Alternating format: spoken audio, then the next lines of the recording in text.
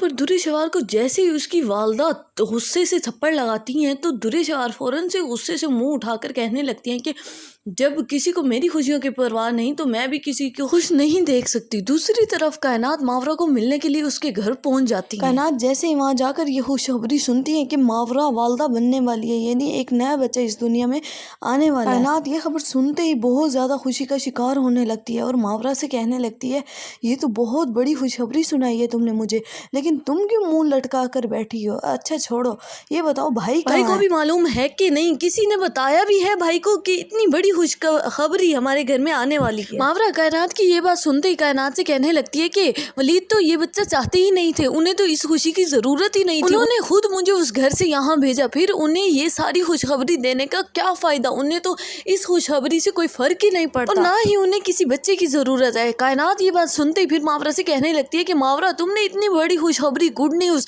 भाई से छुपाई, ये कैसे हो सकता है? भाई खुश ना होते? भाई तो बच्चों से वैसे भी बहुत प्यार करते हैं। दूसरी तरफ नाजरीन, जैसे कि आप देख रहे हैं कि दुर्रे शवार की सारी बातें सुनने के बावजूद दुर्रे शवार की वालदा यहाँ पर बहुत ज्यादा परेशान होने लगती है और सोचने लगती है कि आखिर ये दुर्रे शवार को हो क्या। यहाँ पर तैमूर अपनी वालदा को परेशान हाल देखकर उन्हें दिलासे देने की कोशिश करते हैं और कहने लगते हैं कि अम्मी भला आप क्यों परेशान हो रही हैं? मैं बेवकूफ़ थोड़ी हूँ, दुर्रे शवार की कहने पर आइमा को छोड़ दूंगा। मैं आइमा को किसी सूरत भी नहीं छोड़ सकता, हम हंसी खुशी अपनी ज़िंदगी बसर कर रहे हैं, इसमें आइमा का तो कोई कसूर नहीं है जो मैं दुर्रे शवार के कहने पे आइमा को छोड़ दूंगा और अपनी सेपरेशन हासिल कर लूंगा। फिर तैमूर की वालदा तैमूर की ये सारी बात सुनने के बाद तैमूर से कहने लगती है कि बेटा जो भी हो जाए तुम अपनी खुशियों का ख्याल रखना, दुर्रे शवार के कहने पे कभी भी आइमा के साथ कोई ज्यादती ना होने देना। फिर जैसे ही वलीद और तैमूर की मुलाकात होती है तो वलीद तैमूर से कहने लगता है कि तैमूर आइमा को आपकी इस हाल में बहुत ज्यादा जरूरत है, वहाँ पर अकेली है, तुम्हें उसे हौसला देना चाहिए। तो तैमूर वलीद की ये बात सुनते ही वलीद से कहने लगता है, लेकिन भाई आप भी तो यहाँ अकेले हैं, आपकी कौन हौसला अफजाई करेगा और आपका कौन साथ देगा? ये सुनते ही वलीद एकदम खामोश हो जाता है और दुर्रे शवार के बारे में सोचने लगता है। सो व्यूअर्स, आपकी क्या राय है कि वलीद अब दुर्रे शवार को अपना लेगा? अपनी कीमती राय से आगाह करना मत भूलिएगा नीचे कमेंट सेक्शन।